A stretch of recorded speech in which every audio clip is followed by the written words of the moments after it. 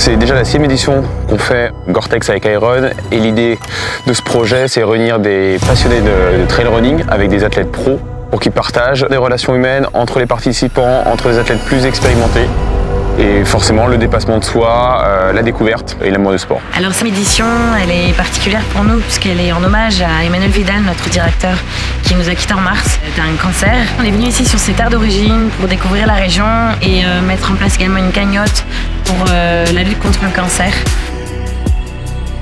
Premier jour, on a fait à peu près 500 mètres et nous sommes déjà hors trace. Voilà, donc on n'a plus qu'à redescendre. Des moments magiques, perdus au milieu de la montagne, dans des paysages assez lunaires. Hyper content en fait d'être au milieu de tous ces paysages. Le groupe fait connaissance avec la population locale. Bon en même temps, une OP Gore-Tex où on sort pas la Gore-Tex, ça sert à rien. Il pleut un peu, mais c'est plutôt sympa. Fin de la première journée. Bravo.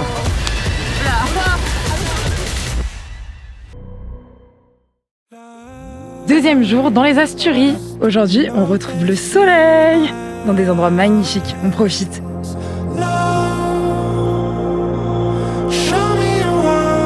Travailler en oncologie, c'est super important pour moi de participer à cette aventure qui met en avant la lutte contre le cancer. C'est aussi ça de courir finalement, c'est de courir aussi pour ceux qui ne le peuvent pas.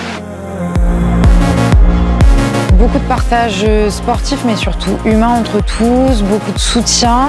Salade de cailloux en plat principal aujourd'hui.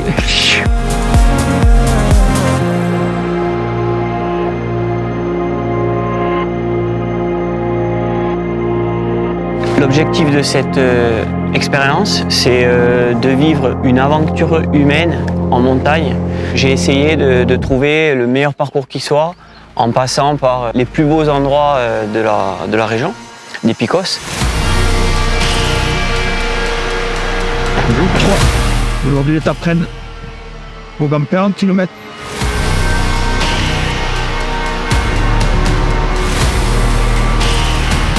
C'est vraiment pas une boucle comme les autres, une aventure comme les autres. On ne sort pas juste se balader, on sort vraiment faire une expérience, une aventure.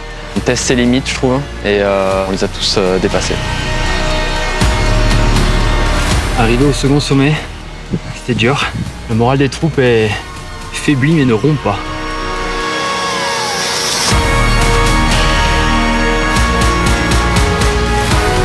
Fin du jour 3. Eh ben, chantier terminé. On leur a mérité la bière.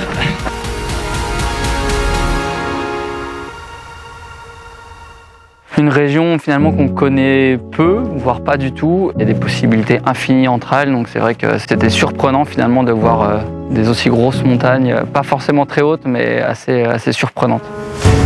Bon, mais dernier jour de l'aventure, on part au sommet des Picos d'Europa. Ce genre d'expérience, on met toutes les chances de son côté pour essayer de la vivre au moins une fois dans sa vie. C'est quelque chose d'incroyable à faire, que ce soit sur le plan humain, sur le plan physique, intense, belle, incroyable, riche en émotions et en partage. C'est raide.